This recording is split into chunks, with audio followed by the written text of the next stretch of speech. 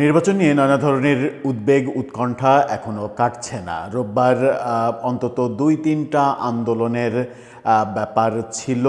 সেই আন্দোলনগুলোর পরিপ্রেক্ষিতে আমরা দেখেছি যে আন্দোলন একটা সক্রিয় হয়েছে, আর একটা চলছে। ছাত্রদের আন্দোলন অর্থাৎ মানে ওসমান হাদির হত্যাকাণ্ডের বিচার চেয়ে ছাত্ররা আবার নামার চেষ্টা করেছিল, কিন্তু তাদের ওপরে চড়াও হয়েছিল পুলিশ রাজধানীতে। ওইদিকে চট্টগ্রাম বন্দরে ধর্মঘট কর্মসূচি চলছে এবং তার পরিপ্রেক্ষিতেই আমরা দেখেছি সরকার সিদ্ধান্ত নিয়েছে ডিপি ওয়ার্ডকে বন্দর তুলে দেবে না। সচিবালয়ে একটা আন্দোলন দানা বেঁধে ওঠার আবারও সম্ভাবনা ছিল, যেটা আমরা জানি। সেটা হচ্ছে সরকারি কর্মকর্তা কর্মচারীদের পে স্কেল দেওয়ার ঘটনাকে কেন্দ্র করে, এবং সেখানে অনেকেই পেছন থেকে ইন্ধন দিচ্ছে এরকম খবর শোনা যাচ্ছিল। সেই আন্দোলনটা দানা বেঁধে উঠতে আমরা দেখিনি, যদিও প্রশাসনে এক ধরনের মানে চাপা উত্তেজনা চলছে। সেরকম একটা মুহূর্তেই নিরাপত্তা নিয়ে উদ্বেগের একটা প্রশ্নে আমাদের স্বরাষ্ট্র উপদেষ্টা তিনি জানালেন যে ভারতীয় সীমান্তে প্রয়োজনীয় হলে সেনাবাহিনী পাঠানো হবে। হঠাৎ করে নির্বাচনের মধ্যে ভারতীয় সীমান্তে সেনাবাহিনী পাঠানোর প্রয়োজন হলো কেন? ভারতীয় সীমান্ত কি উত্তেজনা তৈরি করছে, কিংবা ভারত কোনো ধরনের উত্তেজনা তৈরি করছে? সীমান্তে কি যুদ্ধাবস্থা তৈরি হচ্ছে? কি হচ্ছে? কোন পরিপ্রেক্ষিতে স্বরাষ্ট্র উপদেষ্টা এই মন্তব্য করলেন? রোববার যে মন্তব্য আমরা তাকে করতে দেখলাম, সেই মন্তব্য কেন করলেন তিনি? চলুন একটু গণমাধ্যম কি বলছে বুঝে দেখি, এবং স্বরাষ্ট্র উপদেষ্টার এই কথাটাকে কতটা উদ্বেগের কথা ভাবা যায় সেটাও একটু বিবেচনা করে দেখি। থাকবেন পলিটিক্স টিভির নিয়মিত আয়োজনে।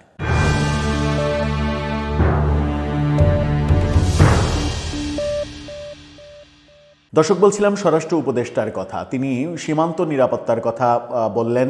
নির্বাচনের প্রস্তুতি এবং নির্বাচনে নিরাপত্তা নিয়ে নানা রকমের প্রশ্নের উত্তর দিয়েছেন। রংপুর সফর করেছেন রোববার তিনি।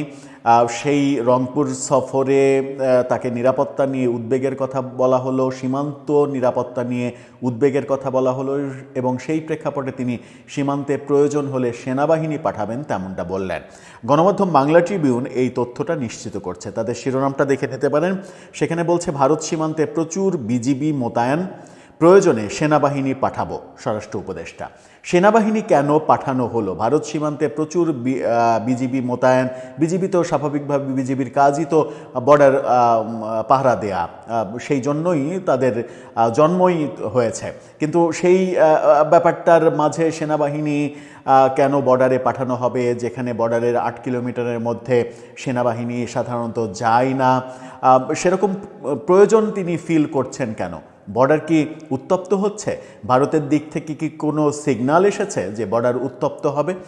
ভারতে আওয়ামী লীগের নেতাকর্মীরা যারা রয়েছেন তারা কি বর্ডার উত্তপ্ত করছে? অনেক ব্যাপারই সামনে আসবে। চলুন একটু ভেতরে কি বলছে জেনে দেখি। স্বরাষ্ট্র উপদেষ্টা লেফটেন্যান্ট জেনারেল অবসরপ্রাপ্ত জাহাঙ্গীর আলম চৌধুরী বলেছেন, 12 ফেব্রুয়ারি সংসদ নির্বাচনে ভোট কারচুপির কোনো শঙ্কা নেই। এজন্য গণমাধ্যম কর্মীদের সহযোগিতা কামনা করেছেন তিনি। কোথাও কারচুপির খবর পেলে গণমাধ্যম কর্মীরা যেন তাদের জানায়, সরকারকে জানায়, তাহলে তড়িৎ অ্যাকশন নিতে পারবেন সরকার।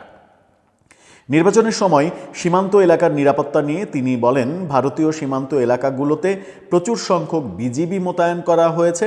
সীমান্তের 8 কিলোমিটার এলাকায় সেনাবাহিনী যায় না, তবে প্রয়োজন হলে আমরা সেনাবাহিনী পাঠাবো।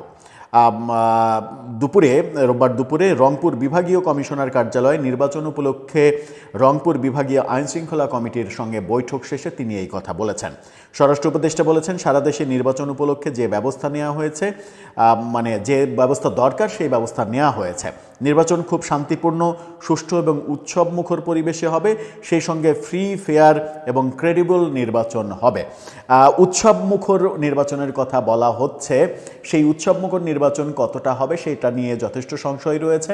যখন নির্বাচন ইনক্লুসিভ হচ্ছে না, একটা বড় পক্ষকে, একটা বিশাল জনগোষ্ঠীকে বাদ দিয়ে নির্বাচন হচ্ছে, তখন নির্বাচনের উৎসবমুখরতা নিয়ে প্রশ্ন আছে। সেই মুহূর্তে তিনি বলছেন নির্বাচন উৎসবমুখর হবে। তিনি বলেন, আমরা দেশের 8 বিভাগেই মিটিং করেছি, সর্বশেষ রংপুর বিভাগের মিটিংয়ের মাধ্যমে বিভাগীয় পর্যায়ের মিটিং শেষ করলাম। তিনি খুবই সন্তুষ্ট। মজার ব্যাপার হচ্ছে যে গত রাতে ঢাকায় একটি অনলাইন পত্রিকা বাংলাদেশ টাইমস, সেখান থেকে সেই পত্রিকার যে সংবাদকর্মী তাদেরকে সেনাবাহিনী এসে তাদেরকে নিয়ে গিয়েছিল জিজ্ঞাসাবাদের জন্য, তারপরে আবার ছেড়ে দেওয়া হয়েছে। সেই ব্যাপারে স্বরাষ্ট্র উপদেষ্টাকে প্রশ্ন করা হলে তিনি বলেন যে আমি এই ধরনের কোনো কিছু শুনিনি। সেটাও একটা হাস্যরসের জন্ম দিয়েছে।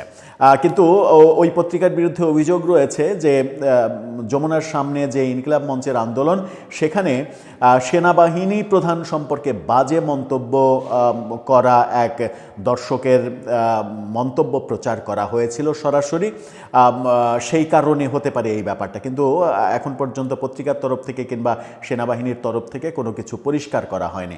রাতেই সাংবাদিকদের আবার পৌঁছে দেওয়া হয় তাদের অফিসে, এই ব্যাপারটা আমরা দেখেছি। কিন্তু এই ব্যাপারে অবশ্যই আমাদের সবারই সচেতন থাকা উচিত যে সেনাবাহিনী প্রধান, সেনাবাহিনী এই বিষয়, সেন্সিটিভ বিষয় নিয়ে যদি কেউ বিষোদ্গার করতে চায় বাংলাদেশের নাগরিক, সেই ক্ষেত্রে অবশ্যই সেই ব্যাপারটা আমাদেরকে খুবই শক্তভাবে মোকাবেলা করা উচিত, যেন আমাদের গর্বের জায়গা সেনাবাহিনীকে বিতর্কিত করার চেষ্টা না করতে পারে কেউ।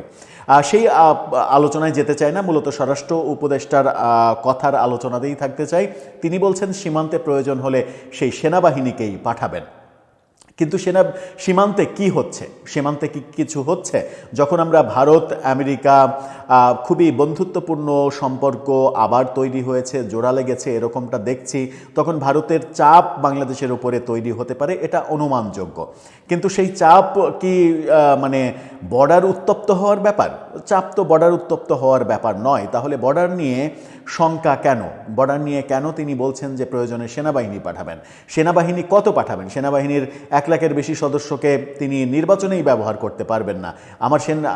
আমাদের সেনাবাহিনীর ক্যাপাসিটিই বা কত রয়েছে? সেনাবাহিনীকে কেন মানে বর্ডার গার্ডের সঙ্গে ওই সীমান্ত পাহারা কিংবা সীমান্ত নিরাপত্তাতে যেতে হবে?